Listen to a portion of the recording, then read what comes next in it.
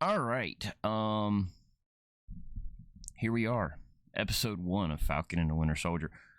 I went back and forth over whether or not I should just watch the episode, put the review to film, watch the second episode, put it to film, watch the next episode, put it to film. But I figured in lieu of doing that, I mean, they're like an hour long each, so technically it just makes more sense to go ahead and just do it, throw up my review of the episode. It'll be what it'll be. Um, it's a little bit different than how I did WandaVision. WandaVision, I watched every episode, but it's because they were like 30 minutes. I think the longest episode was like 50 minutes long, but that was like the season finale or the series finale for that. What if I'm doing them day to day, day by day as they come out? I'm either doing it day of release or the day after. Just depends on what's going on in my world. Um, yeah. So here we are. This is gonna be episode 1 of Falcon and the Winter Soldier's review. Hopefully, this goes good. I mean, I'm not trying to be funny about it. The first episode was, yeah, let's get into it. First episode was, it was kind of,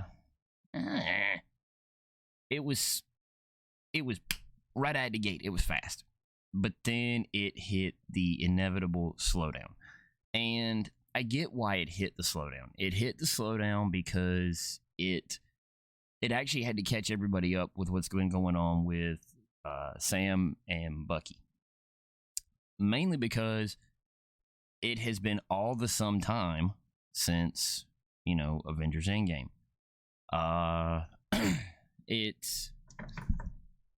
seems like everything is going to flow very well. The beginning of the episode, you see Sam ironing a shirt, getting dressed in a suit, picking up the shield, packing it up.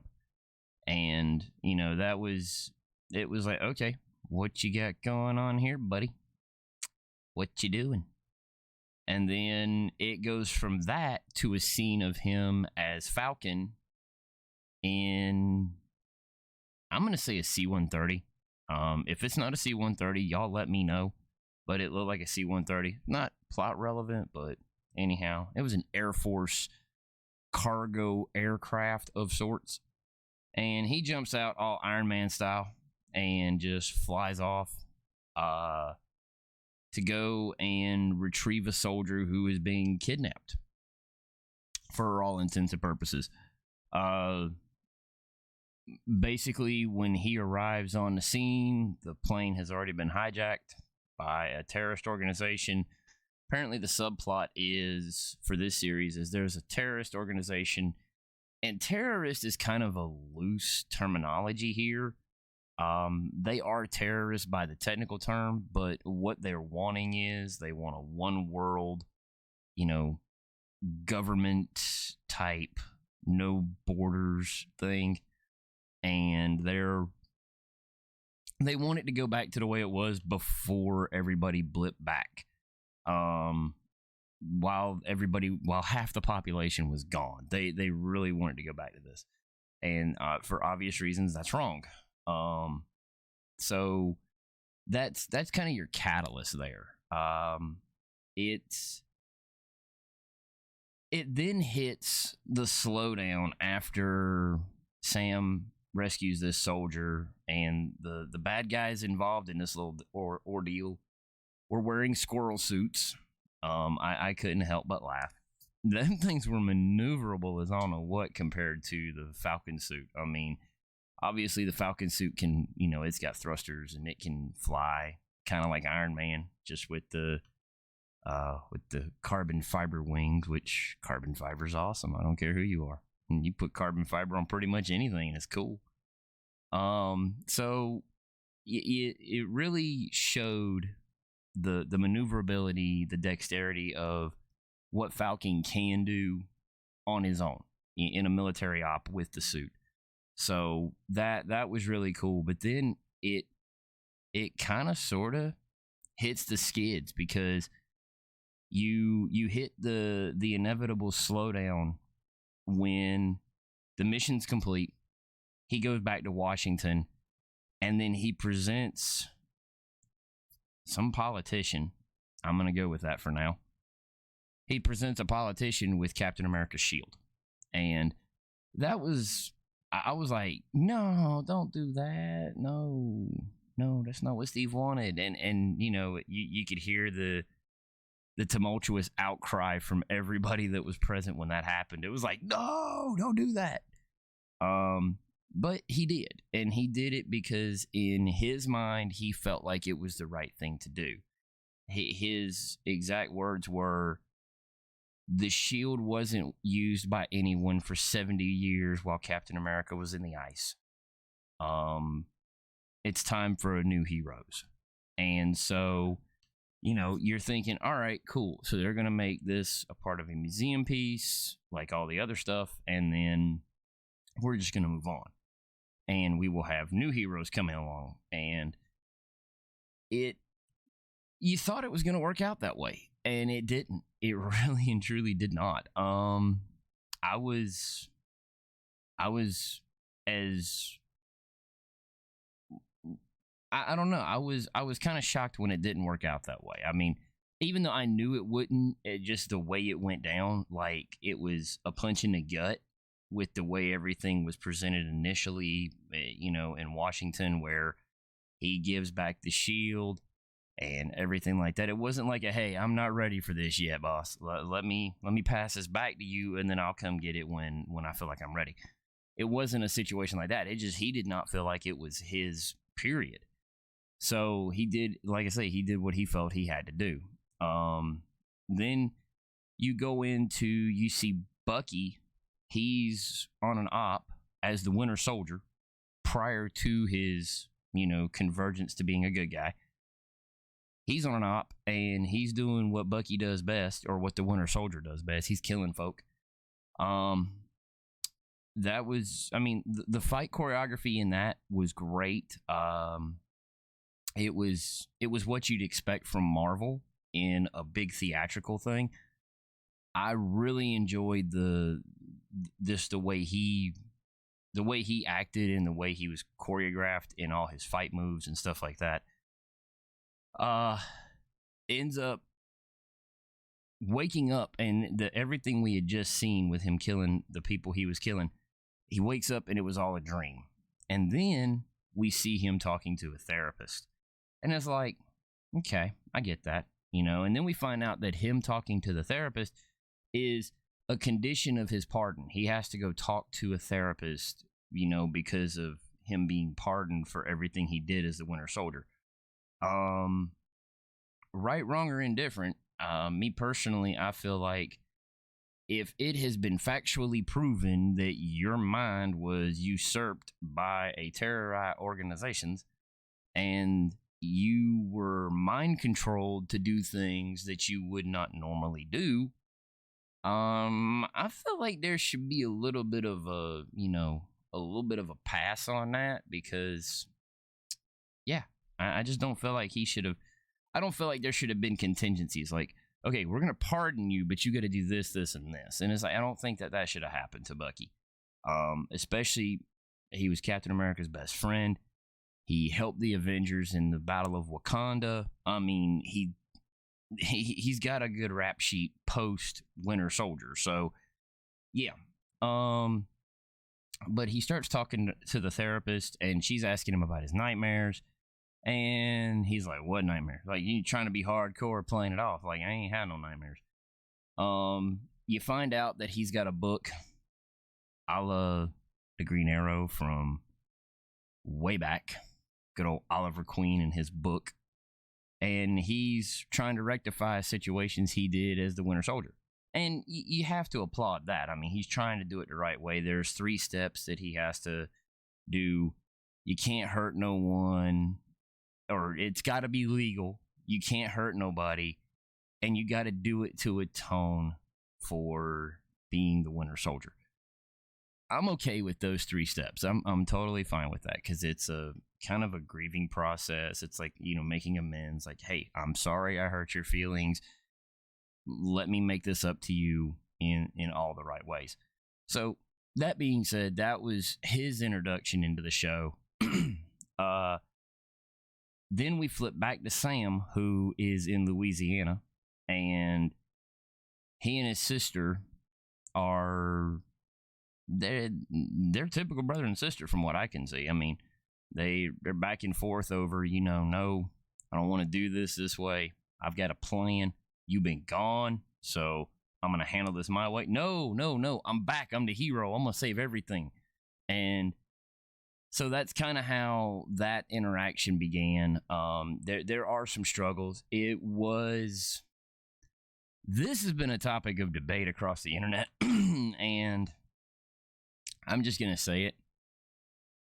I never, in all my years of being a fan of comic book movies, okay, in all my years, I've never once questioned the financial status of superheroes. I just haven't. Like, okay, Superman, Clark Kent works at the Daily Planet.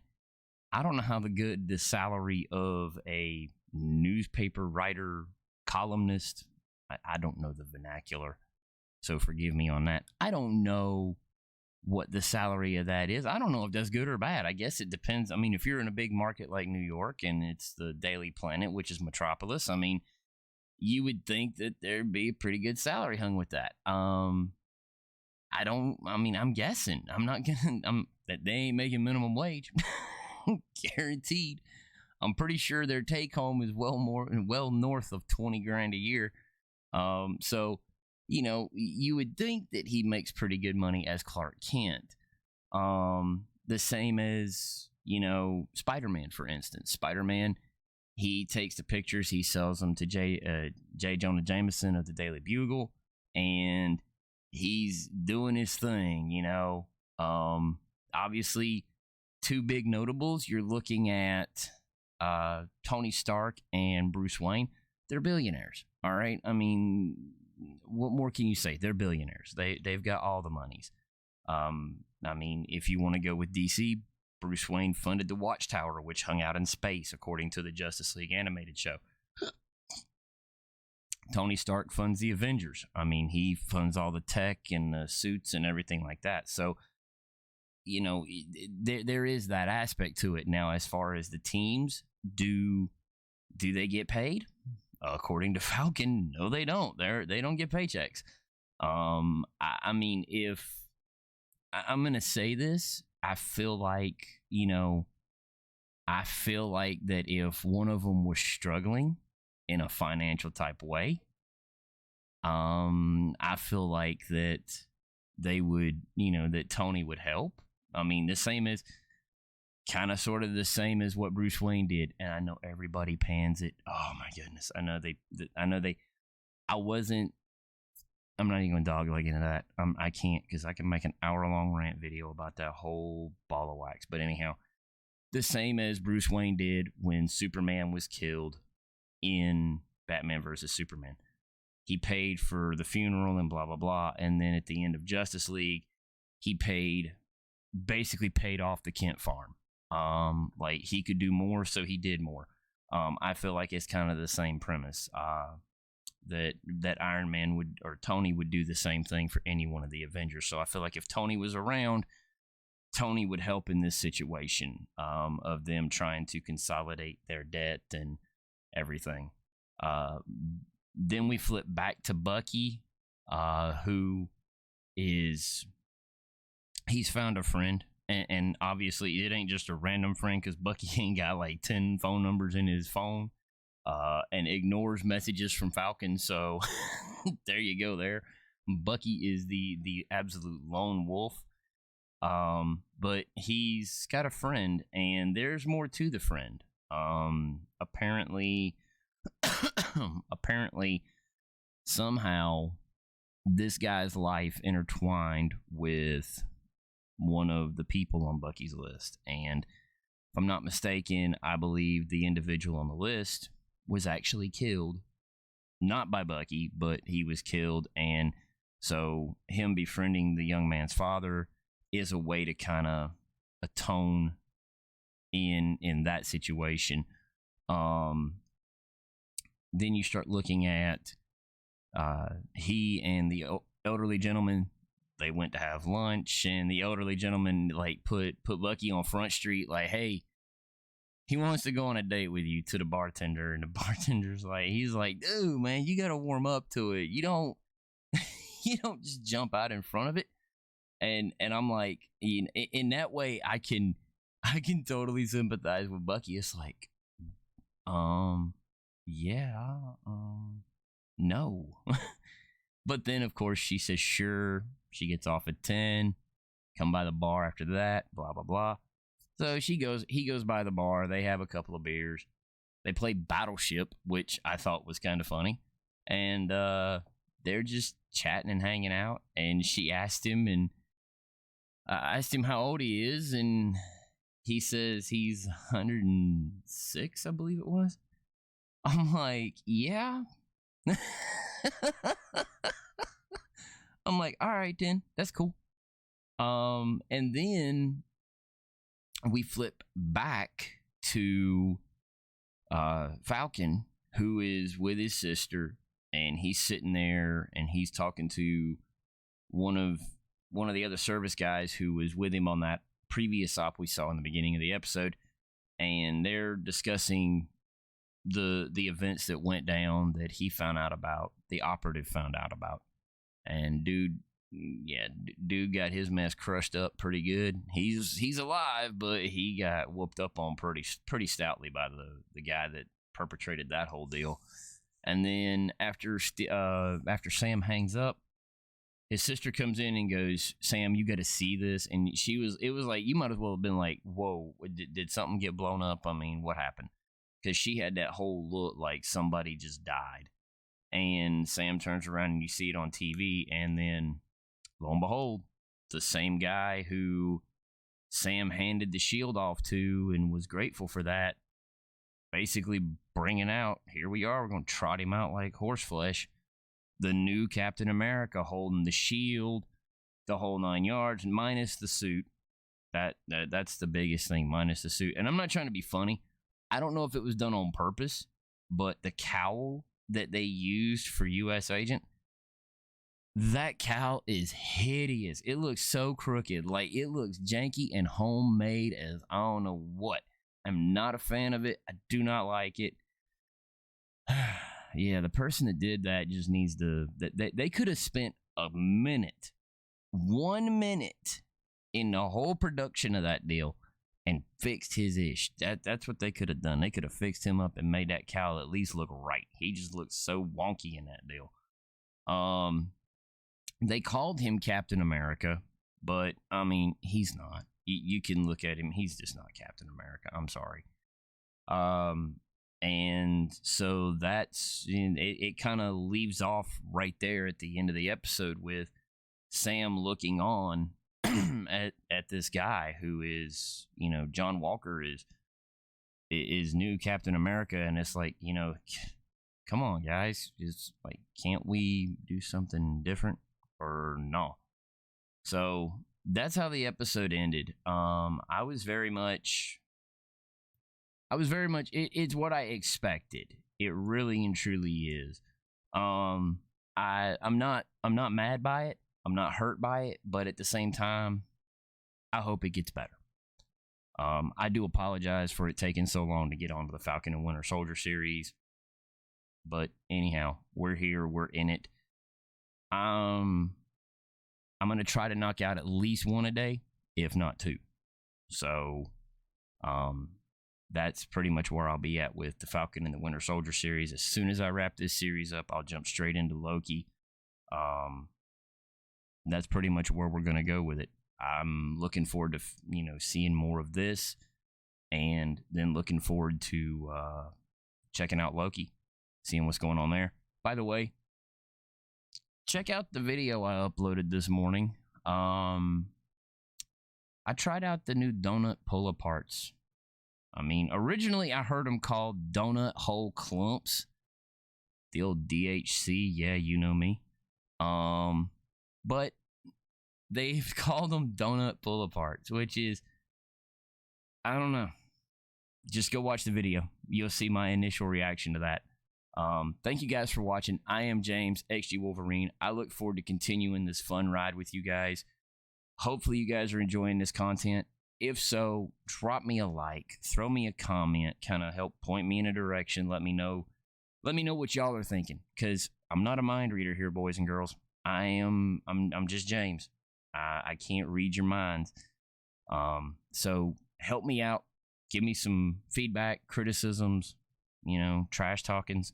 It doesn't matter. All of it, I take it in and I try to apply it to the next one. So let's get some commentary going on here between you guys and me. And I'll catch you guys on the next streaming review or XG Wolverine show or movie review or whichever one y'all watch next. None but love for all of y'all. Thank you much for watching, and I'll catch you next time.